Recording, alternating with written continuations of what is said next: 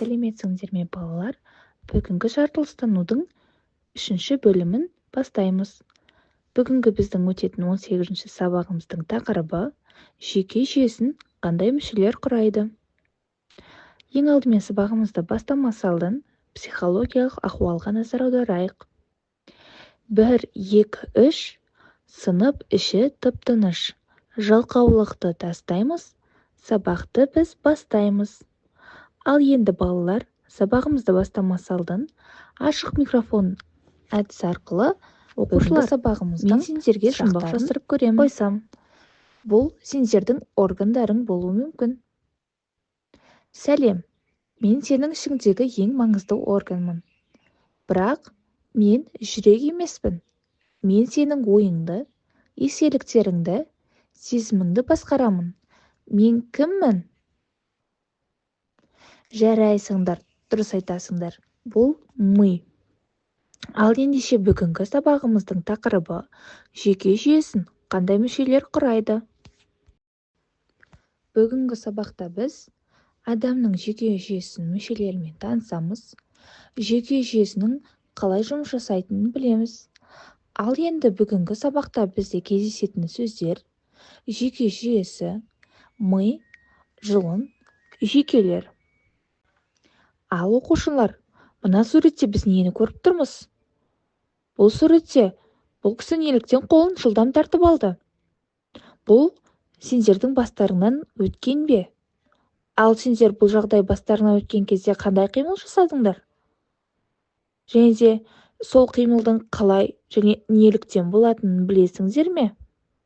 Ал ендеше осы туралы біз қазір нақтырақ айтатын боламыз.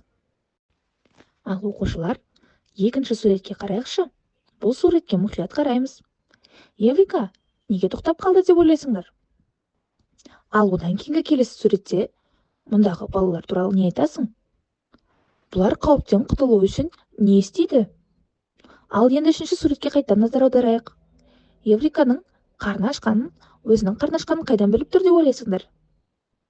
Бұл суреттегі балалардың іс-әрекеті не басқарады? Өте дұрыс айтасыңдар. Бұл суреттегі іс-әрекеттің барлығын ми басқарады екен. Демек, ми бізге сигнал береді. Демек, біздің қолымыз күйіп қалған жағдайда, немесе ыстықты сезген кезде, жылдам ми бізге сигнал беріп, бізге қолыңды тарт деген сигнал беруі мүмкін.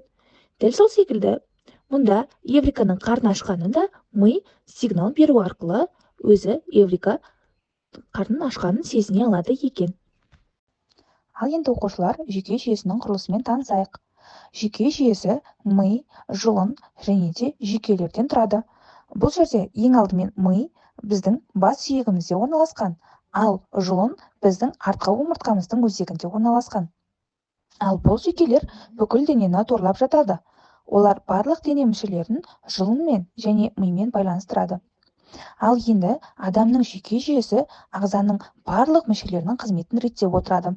Және де адамның жүйке жүйесі бір-бірімен өте тығыз, үйлесімді жұмыс істеуді басқарып отырады.